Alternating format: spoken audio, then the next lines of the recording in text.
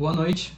Na Semana de Ciência e Tecnologia do ICE, iremos apresentar o trabalho Nanopartículas de prata como potenciais agentes antimicrobianos obtidas a partir do casquilho do Guaraná, Paulino cupana e sua evolução por UV-Vis. Meu nome é Rodrigo Potinelli, sou autor principal deste trabalho e os coautores são Igor Araújo, Marcos Valério, Lisandro Manzato e Dachami Hotza. Este trabalho irá ser dividido entre introdução, materiais, métodos, objetivo, resultados e discussões, considerações finais e as referências.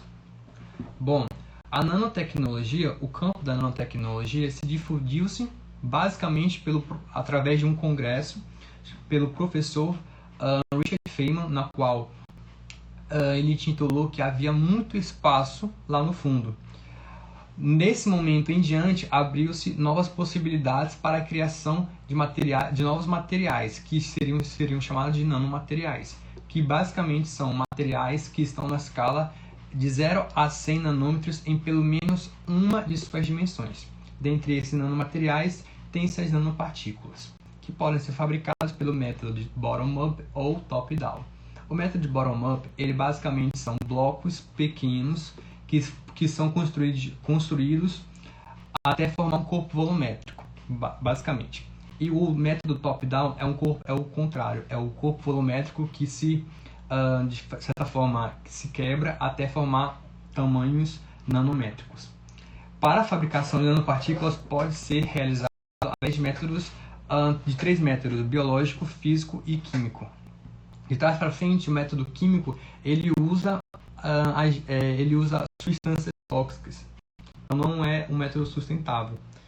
E o método físico é um método que geralmente emprega o uso de muita energia, tem uma demanda energética alta, então ele não é também tão sustentável. Agora o método biológico ele utiliza de fontes da natureza, matéria-prima disponível na natureza, então ele é bem sustentável e por causa disso também ele é de baixo custo.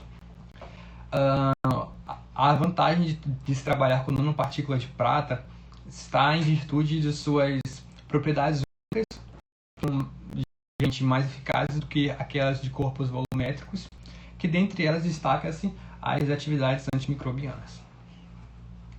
A matéria-prima, então, Guaraná, é basicamente uma matéria-prima produzida no Brasil. E o Brasil praticamente é o único produtor, representando aí cerca de 2,6 mil toneladas no ano de 2018. O estado que mais produz seria a Bahia, e Amazonas e Mato Grosso. E os municípios do Amazonas que mais produzem seriam Maués e Pará, que representam mais de 3/4 da sua produtividade nos anos de 2018. Durante a produção do Guaraná, existe o resíduo do Guaraná, que é o casquilho, né, que é um resíduo depois do processo de torrefação. Esse casquilho não tem um valor econômico tão importante. Ele é usado basicamente na agricultura e somente. O Guaraná, então, ele tem um valor estimulante, já se tem um conhecimento empírico, já se é utilizado por muito tempo no Amazonas, desde os índios. No comércio, ele pode ser encontrado na composição do refrigerante Guaraná Antártica, mas também em energético e também em xarope, por conta da grande quantidade de cafeína encontrada. Então, para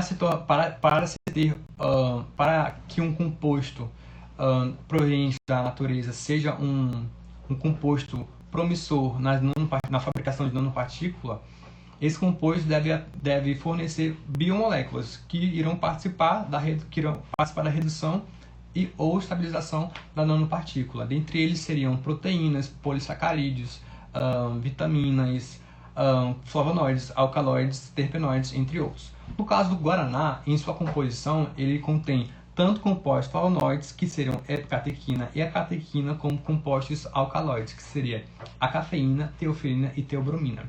São composições que vão variar em decorrência do ano que é coletado, do local que é coletado, do método de extração e entre outros.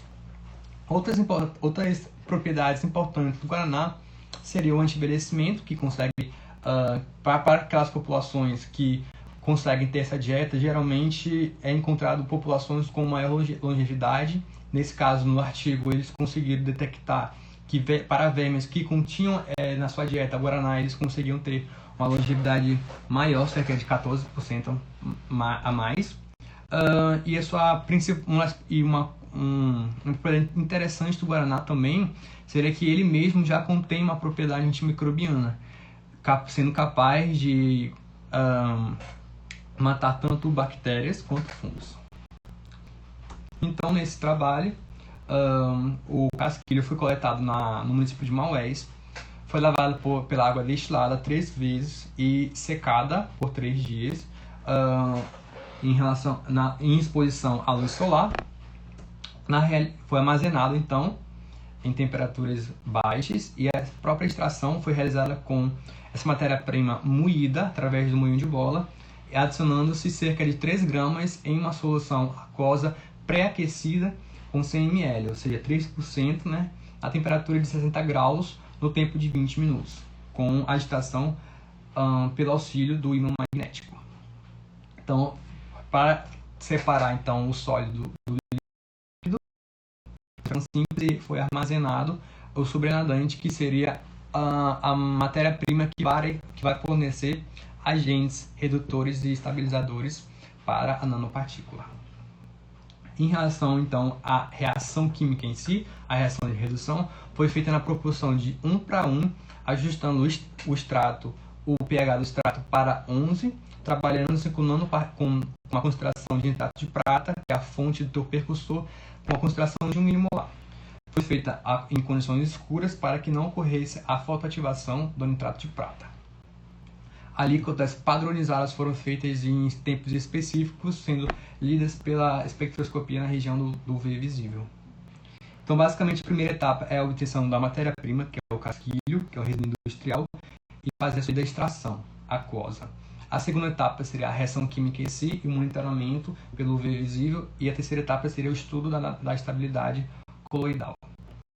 O objetivo seria monitorar a síntese de nanopartículas de prata mediadas por extrato do casquilho do guaraná, Paulino cupana, e os objetivos específicos seriam realizar a extração do casquilho do guaraná, obter então as nanopartículas de prata através do extrato do casquilho do guaraná, em realizar o estudo da estabilidade das nanopartículas de prata depois de 48 horas, né, pela técnica do V visível.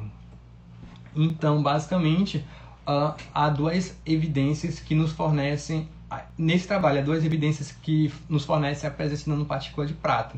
A primeira evidência seria a mudança de coloração.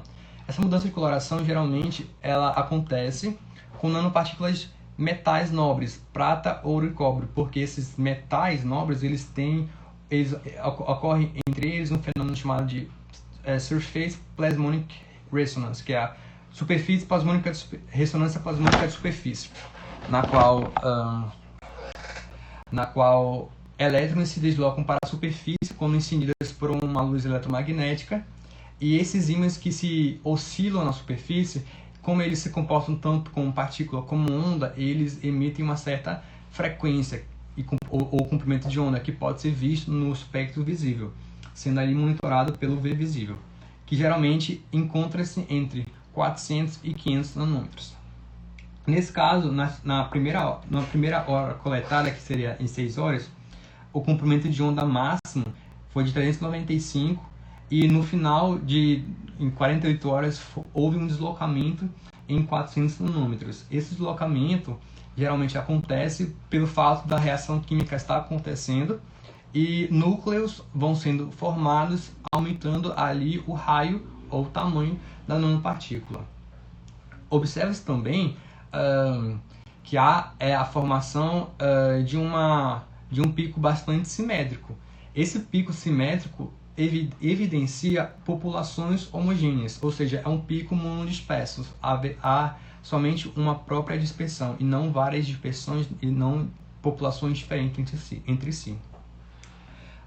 Verifica-se também que depois de 6 horas para 24 horas, há um aumento considerável em relação à absorbância. Mas em relação de 24 para 48, esse aumento já se faz bem menor, ou seja, acontece nesse tempo uma reação química com uma etapa bastante lenta, sendo assim havendo um processo de estabilização.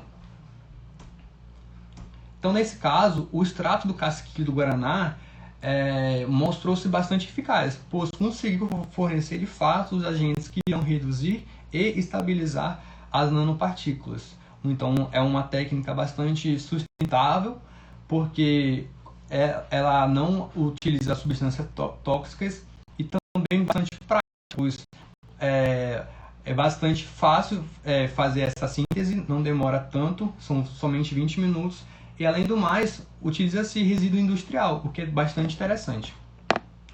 Agora, as condições empregadas também foram eficazes, no pH de 11, temperatura de 60, e a concentração do percussor nitrato de prata de 1 milimolar foram eficazes em decorrência tanto na mudança de coloração, tanto nos resultados obtidos pelo UV visível. E através dessa mesma técnica, nós conseguimos estabilizar com uma curva monodispersa. Essas são as referências e esse foi o trabalho. Obrigado.